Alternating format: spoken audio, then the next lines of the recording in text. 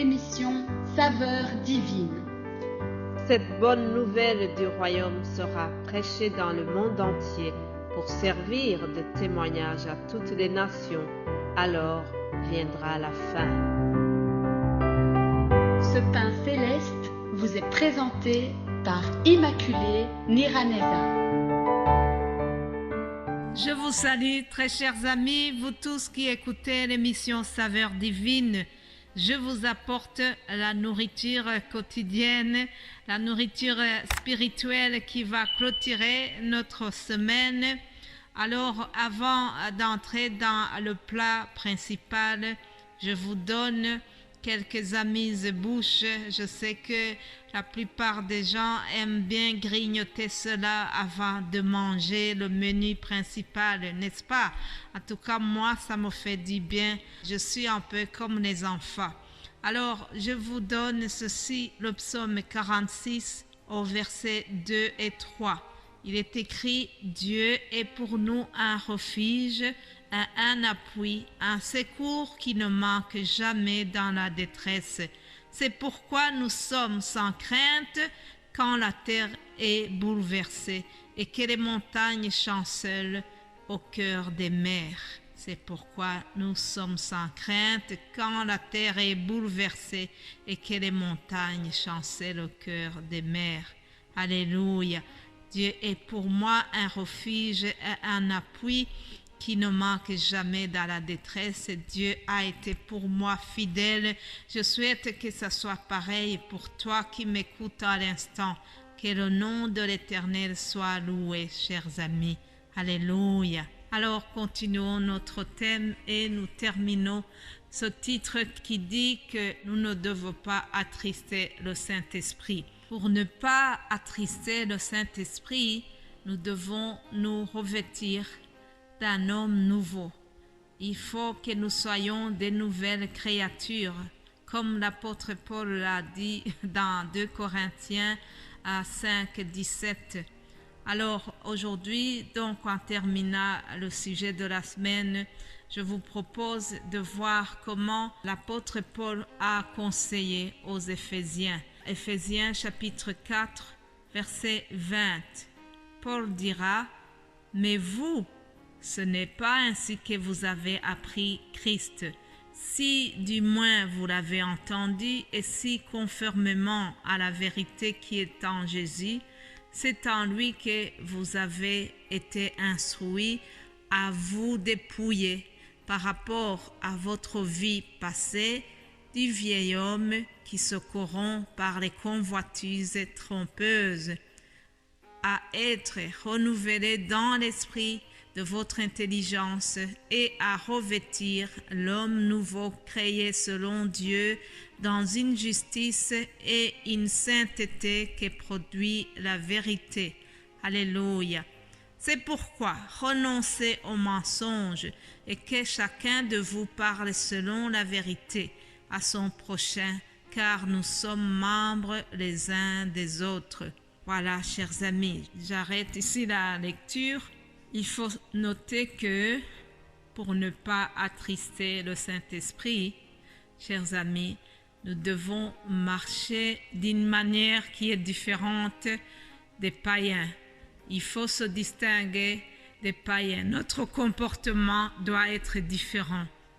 Que ce soit dans le langage, que ce soit vraiment dans toute manière de se comporter, nous devons être différents. Nous devons marquer une différence entre les gens qui sont nés de nouveau, les enfants de Dieu, et nous devons montrer que nous sommes différents des païens qui ne connaissent pas Jésus, qui sont étrangers à la vie de Dieu, comme dit la parole ici.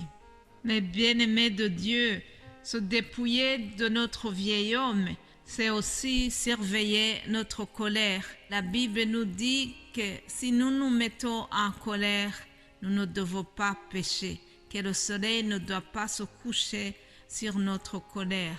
Faisons tout pour ne pas donner accès au diable, chers amis.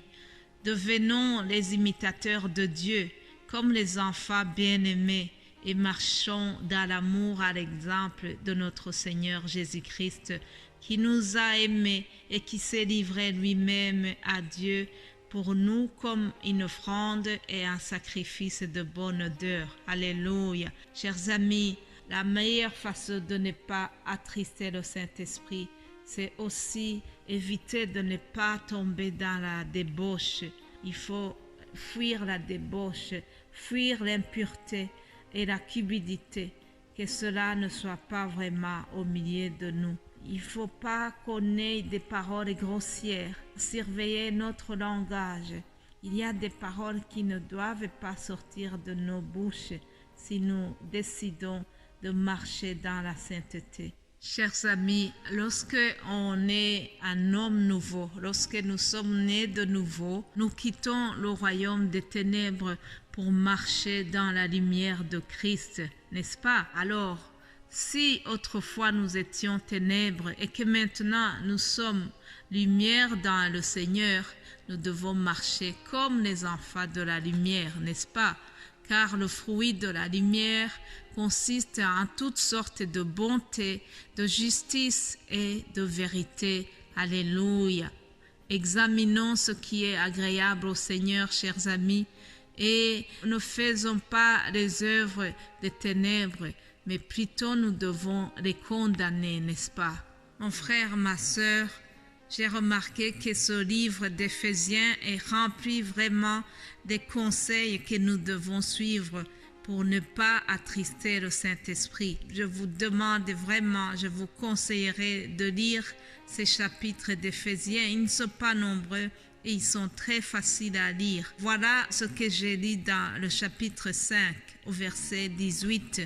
Il est écrit « Ne vous enivrez pas de vin, c'est de la débauche. Soyez au contraire remplis de l'esprit. Entretenez-vous par des psaumes, par des hymnes et par des cantiques spirituels, chantant et célébrant de tout votre cœur les louanges du Seigneur. Rendez continuellement grâce à Dieu, le Père, pour toutes choses, au nom de notre Seigneur Jésus-Christ, vous soumettant les uns aux autres dans la crainte de Christ. Voilà une meilleure façon de ne pas attrister le Saint-Esprit. Si nous nous comportons comme ça va plutôt réjouir le Saint-Esprit, puisque nous avons vu des choses qui le mettent en colère ou qui l'attristent. Il fallait que je termine par cette note des choses qui réjouissent le Saint-Esprit, n'est-ce pas? Soyez remplis d'esprit. Nous devons nous entretenir par des hymnes et des cantiques. Il y a une sœur qui m'envoie tous les matins le verset du jour, le verset biblique du jour, n'est-ce pas merveilleux? Ça, c'est la meilleure façon de nous entretenir par les psaumes et par la parole de Dieu. Nous devons nous entretenir par la parole de Dieu. Nous devons nous aider les uns les autres, chers amis, dans cette marche vers le ciel. Nous devons rendre grâce continuellement à Dieu. Ça, c'est la meilleure attitude à adopter aussi en tant qu'enfant de Dieu. Et pour terminer notre message d'aujourd'hui, je vous propose ces deux versets que David a prononcés. C'est une sorte de prière que David a prononcée dans le psaume 51.